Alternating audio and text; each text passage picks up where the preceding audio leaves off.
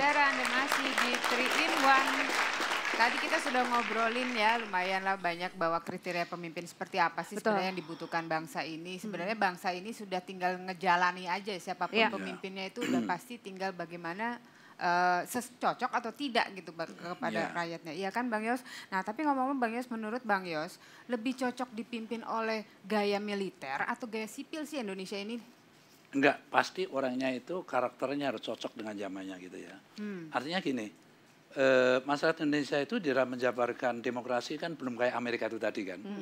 Dia masih salah menerjemahkannya. Misalnya dianggap demokrasi reformasi itu apa saja boleh. Itu memerlukan karakter jadi berarti baiknya harus yang agak militer gitu ya? Ya tegas lah, orangnya berani gitu ya. Kombinasi keduanya mungkin? Risk taker ya. Oh, seperti Bang Yos waktu di zaman Medan Perang dong, risk taker itu kira-kira kayak gitu.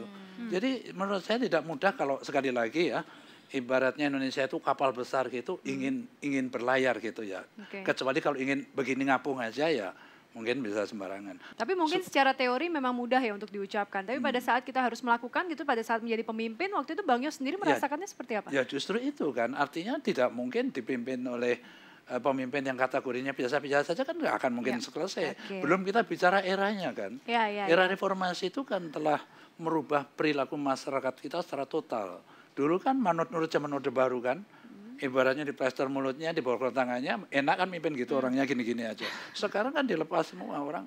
Artinya tidak mudah memimpinnya. Gitu. Dengan semakin banyak yang bisa bersuara ya, artinya begitu ya. Ya, Bang Yos juga kan ini dikenal punya latar belakang militer yang kuat. Nah, apa sih coba dong Bang Yos ceritain ke kita ya pengalaman teristimewa seperti apa pada saat Bang Yos berada di lingkup militer yang membuat Bang Yos tuh boleh bisa dibilang sebagai pemimpin terbaik lah bagi para prajurit Bang Yos sendiri. Gini ya, jadi saya aktif di militer itu kan 30 tahun jumlahnya ya.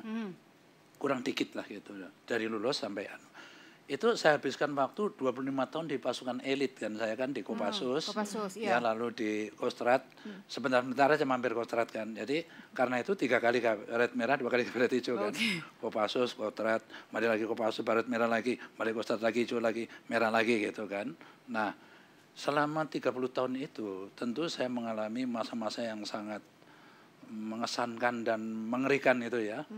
Jadi karena di mana-mana seorang anggota pasukan khusus itu selalu diberi tugas-tugas yang diyakini oleh user pengguna itu nggak mungkin dilakukan oleh pasukan biasa gitu. Jadi setiap kita tugas itu ya 50-50 lah antara hidup dan mati. Antara hidup dan mati, 50-50. Iya. Semua pasti akan merasakan itu. Seperti pernah aku ya misalnya kan, saya disusupkan sendiri oleh Pak Benny Mordani ke Timur Timur.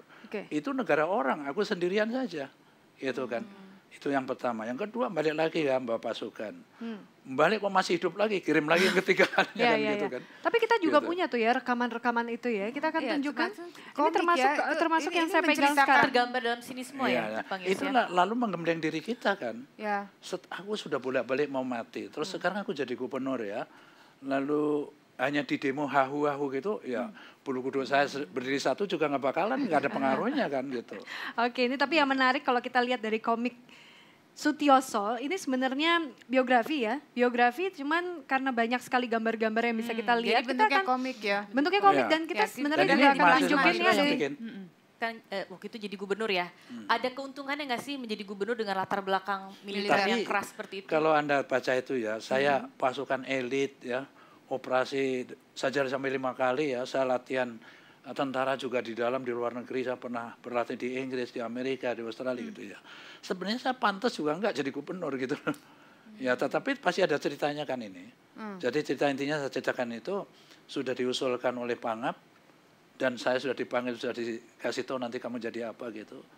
Taunya waktu keluar dari mejanya presiden diganti orang gitu loh, gitu kan. Oleh karena itu lalu Pangap sendiri nggak tahu saya mau dikemanakan gitu kan ya.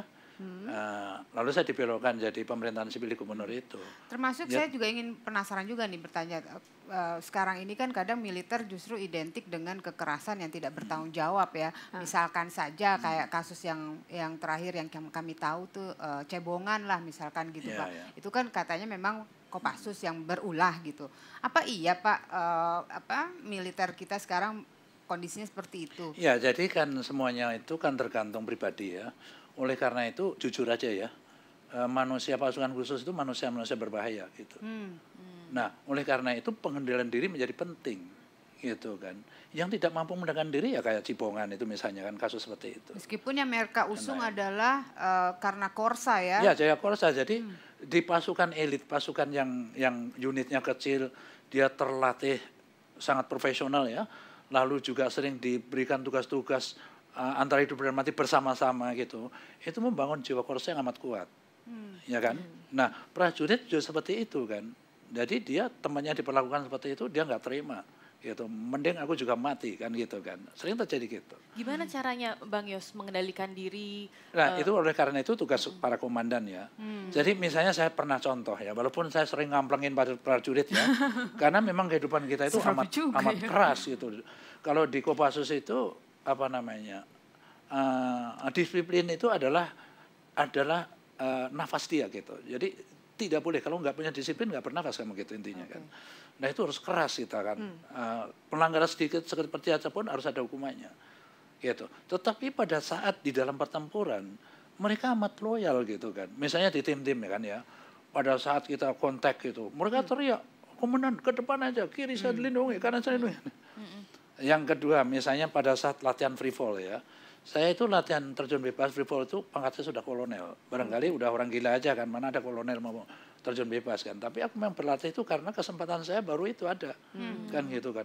Pada saat saya ada trouble di udara ya, di mana kaki kanan saya lumpuh gitu untuk nyabut handle gitu ya. Dalam handle. Dia tiba-tiba loh, kok buka sendiri payung saya kan, heran aku kan. Ada malaikat lewat dari mana ini tiba-tiba buka payung saya. Gitu. Yang penting aku selamatkan, aku mendarat. Tahu-tahu dia menghadap sikap sempurna di depan saya bawa handle yang jebol itu tadi kan. Kemudian saya minta maaf, tadi saya nyabut ini. Karena dia tahu aku trouble, kalau nggak ditolong dia mati aku. Benar. Ini contoh-contoh bagaimana loyalitas seorang anggota pasukan khusus. Dan itu bukan klaim Kopassus saja loh. Di Special Forces di Amerika atau di SAS di Inggris sama umumnya pasukan khusus. Artinya itu. semua udah sangat siap untuk menerima tantangan apapun tantangannya sebenarnya seperti itu ya. Jadi kalau sudah masuk pasukan itu kan kita kan sudah kontra mati lah gitu. Iya. Gimana kalau sekarang kita tantang? Oke, Disti punya Kita tantangan. punya tantangan tapi nggak berhubungan dengan militer sih sebenarnya. Cuman bisa digunakan dengan gaya militer. Nah, Bang Yos ini kan kayaknya kalau masalah mempresentasikan sesuatu tuh handal lah, saya percaya itu. Dulu pernah membawakan acara Coffee Morning ya kan Bang Yos?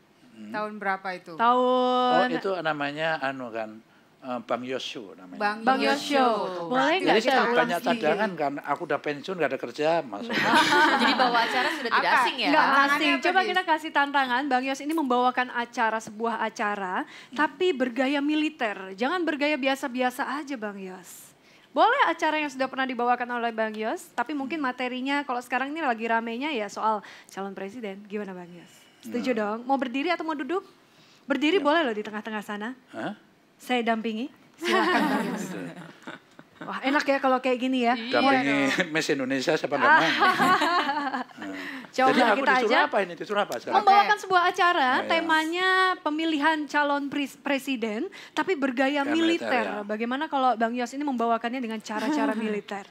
Oh ini kita kasih dulu. Silakan Bang Yos. Saya kasih kesempatan, saya sutradara yang ceritanya ya. Oke, sudah siap sekarang? Ya? 3, 2, 1, action. Pemirsa di seluruh Nusantara, sebentar lagi kita akan pemilihan presiden. Saya minta Anda semua harus ikut pemilihan yang plus. Kalau enggak, kok kaplokin semua. Ngerti? Keren. Harus ikut. Pilih yang benar. Ya. Kamu salah pilih mencari presiden, kamu kan nyesel 5 tahun lamanya. Oke. Pada takut nggak? Pada takut nggak? Bisa jadi takut. Hah? Nggak takut? Presenter kayak gitu serem juga ya. Serem banget. Kurang serem ya? Kurang serem ya? Nggak, udah cukup. Saya aja tadi langsung gemeteran gimana gitu. Tapi ya udah ya, nanti kita akan ngobrol lagi. Kita mungkin akan memberikan tantangan berikutnya, tapi kita tahan dulu. Kita break sebentar, jangan kemana-mana, tetap bersama kami dalam 3 in 1. Terus, wonten cerita mulai wonten. Oh, wonten. Ada cerita lagi enggak? Ada cerita lagi. Ketawa lagi ya. Jadi kebanyakan ketawanya beneran apa enggak, Pak? Ya ada yang beneran, ada yang enggak.